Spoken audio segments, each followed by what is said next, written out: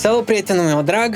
Eu mă numesc Artur Corcodel și bine te-am găsit pe canalul meu. Astăzi o să vorbim despre sistemul WAD și de ce am hotărât să renunț la dânsul. Dar mai întâi de toate vreau să vă mulțumesc frumos pentru feedback pozitiv și comentariile frumoase pe care le-am primit pentru postările anterioare. Apropo, dacă încă n-ați descărcat ghidul, puteți să-l descărcați accesând linkul de mai jos. Ca să fiu eu un personaj echidistant, am să vorbesc despre părțile pozitive și părțile negative a sistemului WAD.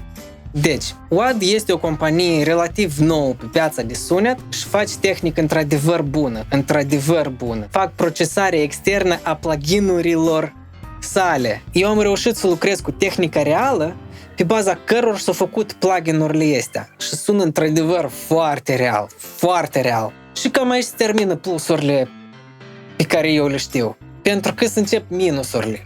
Prețul e exagerat de scump. Cea mai ieftină uneltă din gama lor de produse e WAD Arrow, aproape 500 de euro. E o interfață super simplă, cu două intrări hibrid. Într-o intrare e comasat două tipuri de intrări. Mai are o intrare pentru instrument. În spate are două ieșiri pentru monitoare și o ieșire pentru căști. Împreună cu interfața de la WAD, tu primești un set de pluginuri de la dânsi.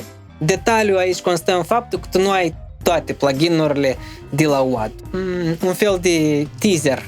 Trebuie să plătești foarte mult deasupra. 100, 150, 200, sunt de 300 de euro. În dependență care plugin îl vrei, prețurile sunt diferite. Ei au sigur promoții, dar promoțiile s-au dat în an, poate că dacă le nimerești foarte bine, dacă nu, într-al doilea rând se impune latență. Dacă nu folosesc interfața, dar am satelit, se impune o latență extraordinar de mare. Și asta mănâncă iarăși din capacitatea computerului. A treilea rând e faptul că nu funcționează fără de interfață. Adică eu dacă mă deconectez, s-a terminat toată experiența mea pozitivă cu sistemul WAD și cu pluginurile de la WAD și cu tot ce am de la WAD. Deci eu nu pot să mă deconectez de la studio, să-mi iau laptopul, să mă duc acasă și să lucrez în căști la un proiect pe care l-am început în studio. Deci mie îmi restrânge cumva mobilitatea și mie nu-mi place chestia asta. Ideea că eu trebuie să mă conving de fiecare dată că omul la care eu mă duc să lucrez are la fel satelitul sau interfața sau ceva ce e legat cu WAD, pe mine cumva mă pune în gardă. Eu nu vreau să fiu dependent cumva de careva tehnică.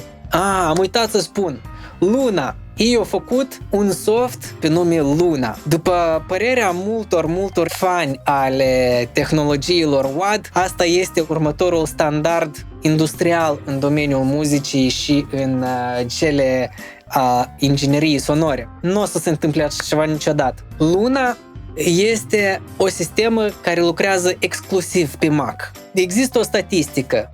În lume, 90% stau pe Windows și doar 10 stau pe sistemul Mac. Cum poate un program să cucerească o industrie întreagă atunci când îl limitează omul să fie legat doar de o tehnologie? Pe lângă faptul că lucrează strict pe Mac, Luna nu se deschide dacă nu ai interfață de la WAD. Doar interfața de la Arrow, care costă 500 de euro, aproape 500 de euro, până la mai departe, care costă 2-3 mii de euro, nu știu cât costă, scumpe.